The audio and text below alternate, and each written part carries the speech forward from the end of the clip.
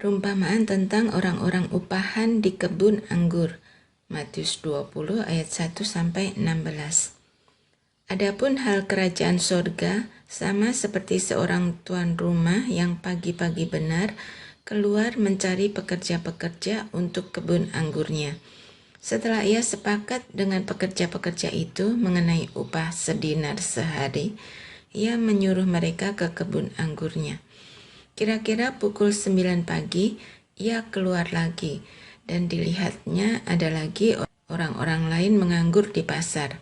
Katanya kepada mereka, "Pergi jugalah kamu ke kebun anggurku, dan apa yang pantas akan kuberikan kepadamu." Dan mereka pun pergi.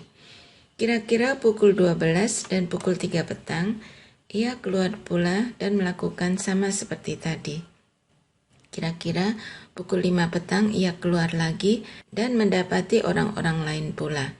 Lalu katanya kepada mereka, "Mengapa kamu menganggur saja di sini sepanjang hari?" Kata mereka kepadanya, "Karena tidak ada orang mengupah kami." Katanya kepada mereka, "Pergi jugalah kamu ke kebun anggurku."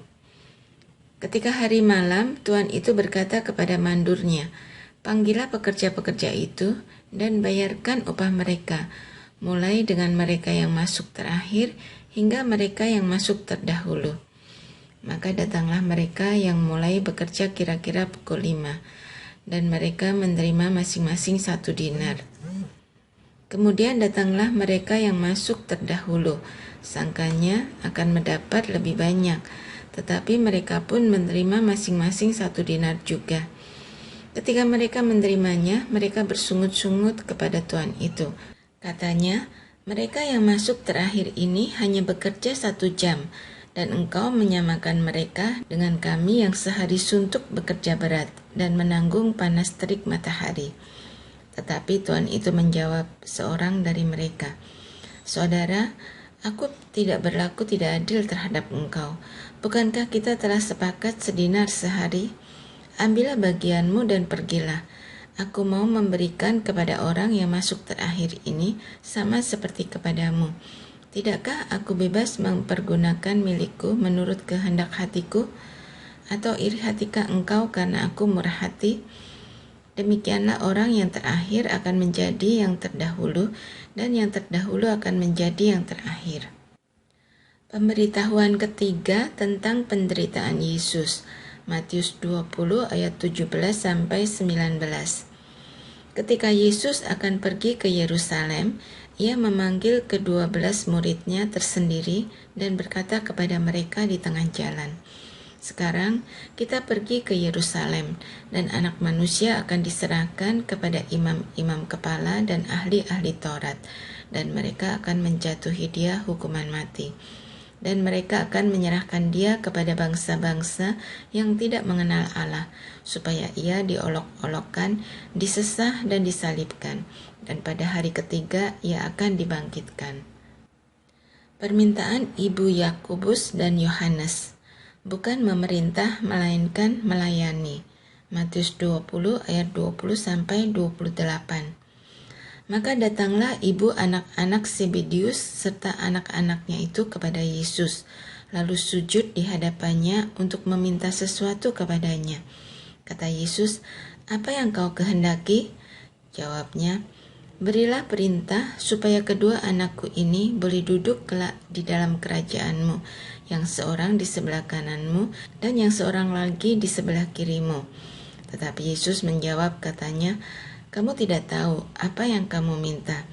Dapatkah kamu meminum cawan yang harus kuminum?" Kata mereka kepadanya, "Kami dapat." Yesus berkata kepada mereka, "Cawanku memang akan kamu minum, tetapi hal duduk di sebelah kananku atau di sebelah kiriku, aku tidak berhak memberikannya. Itu akan diberikan kepada orang-orang bagi siapa Bapakku telah menyediakannya." Mendengar itu, marahlah ke-10 murid yang lain kepada kedua saudara itu. Tetapi Yesus memanggil mereka lalu berkata, "Kamu tahu bahwa pemerintah-pemerintah bangsa-bangsa memerintah rakyatnya dengan tangan besi, dan pembesar-pembesar menjalankan kuasanya dengan keras atas mereka. Tidaklah demikian di antara kamu. Barang siapa ingin menjadi besar di antara kamu, hendaklah ia menjadi pelayanmu. Dan barang siapa ingin menjadi terkemuka di antara kamu, hendaklah ia menjadi hambamu. Sama seperti Anak Manusia datang bukan untuk dilayani, melainkan untuk melayani, dan untuk memberikan nyawanya menjadi tebusan bagi banyak orang. Yesus menyembuhkan 2 orang buta. Matius 20 ayat 29 sampai 34. Dan ketika Yesus dan murid-muridnya keluar dari Yeriko, orang banyak berbondong-bondong mengikuti dia. Ada 2 orang buta yang duduk di pinggir jalan mendengar bahwa Yesus lewat. Lalu mereka berseru, "Tuhan, Anak Daud, kasihanilah kami." Tetapi orang banyak itu menegur mereka supaya mereka diam. Namun mereka makin keras berseru, katanya, "Tuhan, Anak Daud, kasihanilah kami." Lalu Yesus berhenti dan memanggil mereka. Ia berkata, "Apa yang kamu kehendaki supaya aku perbuat bagimu?" Jawab mereka, "Tuhan, supaya mata kami dapat melihat." Maka tergeraklah hati Yesus oleh belas kasihan, lalu ia menjamah mata mereka, dan seketika itu juga mereka melihat lalu mengikuti dia. Yesus dielu-elukan di Yerusalem. Matius 21 ayat 1 sampai 11.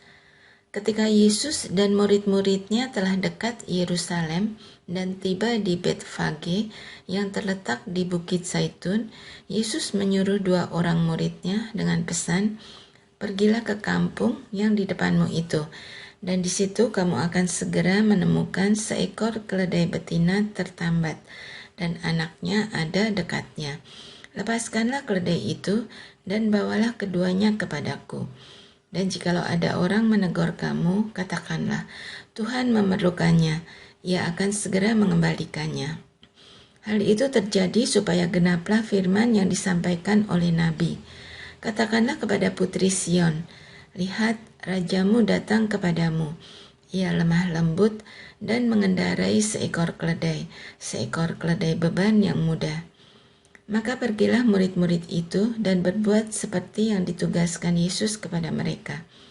Mereka membawa keledai betina itu bersama anaknya, lalu mengalasinya dengan pakaian mereka, dan Yesus pun naik ke atasnya. Orang banyak yang sangat besar jumlahnya menghamparkan pakaiannya di jalan. Ada pula yang memotong ranting-ranting dari pohon-pohon dan menyebarkannya di jalan. Dan orang banyak yang berjalan di depan Yesus dan yang mengikuti dari belakang berseru, katanya, "Hosana bagi Anak Daud, diberkatilah dia yang datang dalam nama Tuhan, Hosana di tempat yang maha tinggi." Dan ketika ia masuk ke Yerusalem, gemparlah seluruh kota itu, dan orang berkata, "Siapakah orang ini?" Dan orang banyak itu menyahut, "Inilah Nabi Yesus dari Nazaret di Galilea." Yesus menyucikan bait Allah. Matius 21 ayat 12 sampai 17. Lalu Yesus masuk ke bait Allah dan mengusir semua orang yang berjual beli di halaman bait Allah.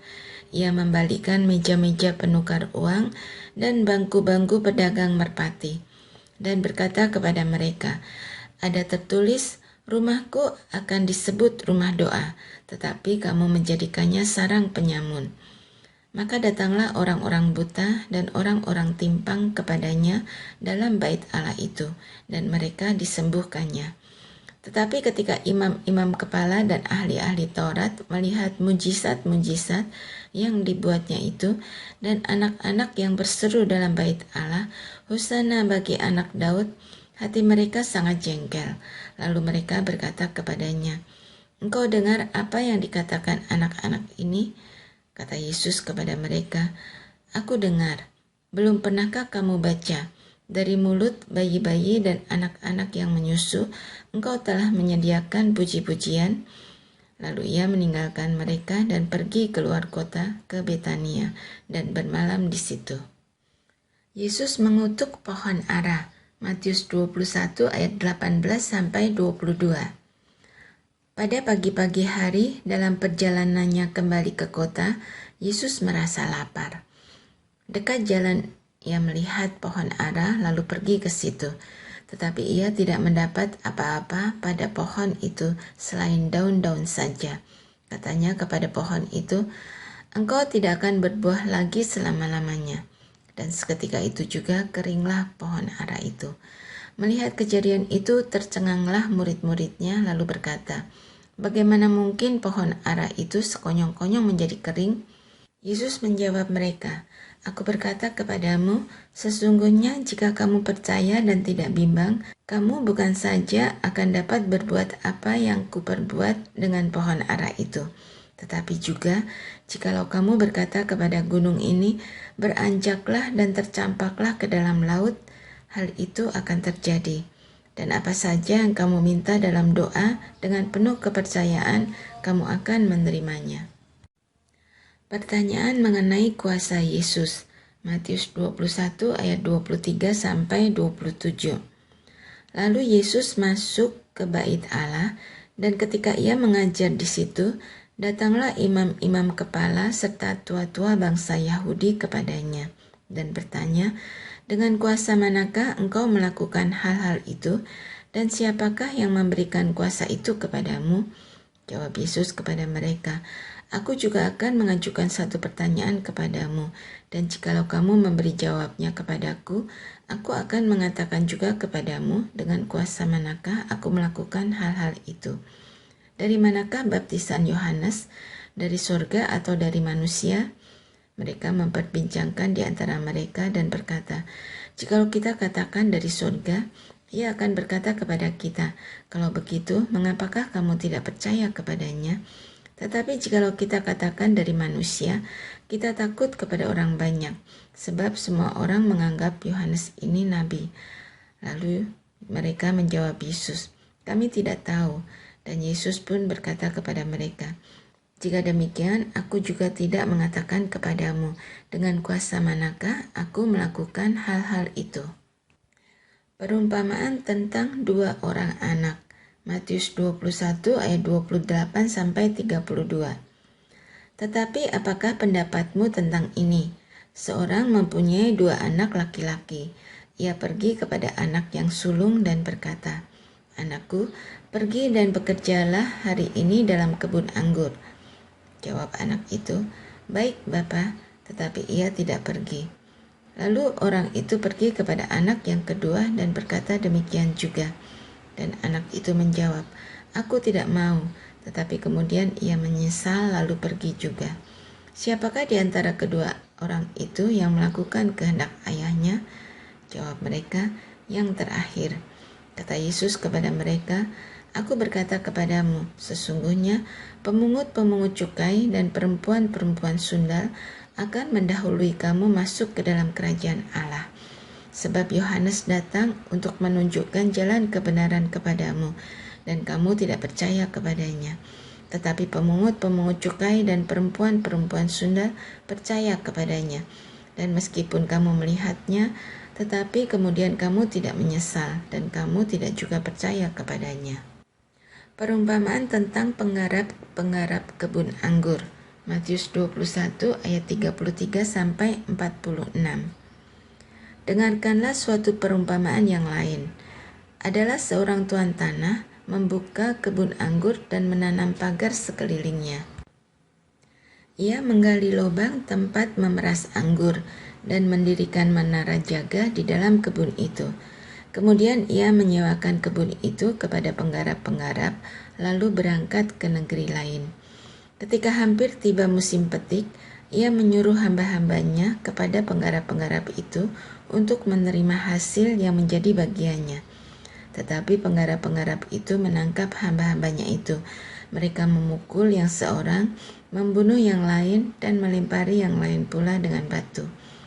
Kemudian tuan itu menyuruh pula hamba-hamba yang lain lebih banyak daripada yang semula. Tetapi mereka pun diperlakukan sama seperti hamba-hamba mereka. Akhirnya ia menyuruh anaknya kepada mereka. Katanya, 'Anakku akan mereka segani.' Tetapi ketika penggarap-penggarap itu melihat anaknya itu, mereka berkata seorang kepada yang lain, 'Ia adalah ahli waris. Mari kita bunuh dia supaya warisannya menjadi milik kita.' Mereka menangkapnya dan melemparkannya keluar kebun anggur itu, lalu membunuhnya. Maka apabila tuan kebun anggur itu datang, apakah yang akan dilakukannya dengan penggarap-penggarap itu? Kata mereka kepadanya, ia akan membinasakan orang-orang jahat itu, dan kebun anggurnya akan disewakan kepada penggarap-penggarap lain, yang akan menyerahkan hasilnya kepadanya pada waktunya. Kata Yesus kepada mereka, belum pernahkah kamu baca dalam kitab suci, batu yang dibuang oleh tukang-tukang bangunan telah menjadi batu penjuru. Hal itu terjadi dari pihak Tuhan, suatu perbuatan ajaib di mata kita. Sebab itu aku berkata kepadamu, bahwa kerajaan Allah akan diambil daripadamu dan akan diberikan kepada suatu bangsa yang akan menghasilkan buah kerajaan itu. Dan barang siapa jatuh ke atas batu itu, ia akan hancur, dan barang siapa ditimpa batu itu, ia akan remuk. Ketika imam-imam kepala dan orang-orang Farisi mendengar perumpamaan-perumpamaan Yesus, mereka mengerti bahwa merekalah yang dimaksudkannya, dan mereka berusaha untuk menangkap dia, tetapi mereka takut kepada orang banyak, karena orang banyak itu menganggap dia nabi.